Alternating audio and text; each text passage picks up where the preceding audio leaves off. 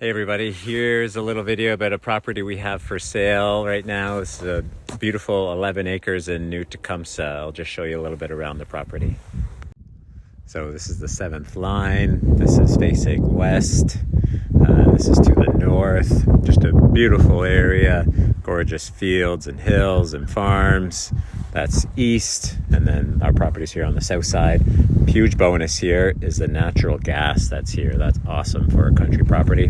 We have an excellent private 450-foot long driveway and tons of trees in the front of the property, and the house is set really far back from the road. I'll take you up there and show you a little more. So here we are up at the house now, and then this is the massive front yard with all these trees and the super long driveway to the road.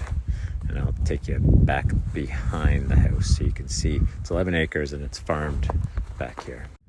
Here's the back of the house, south side, perfect spot for a swimming pool right there. So this is the back of the property. It's about 6.5 acres here. That's farmed, workable land. Continue farming it to get the property tax break, or turn it into paddocks like the neighbors have. So the property goes back to almost that little bit of trees. And that's the place. Please share this with anybody you think might be interested, or reach out if you have any questions. Take care.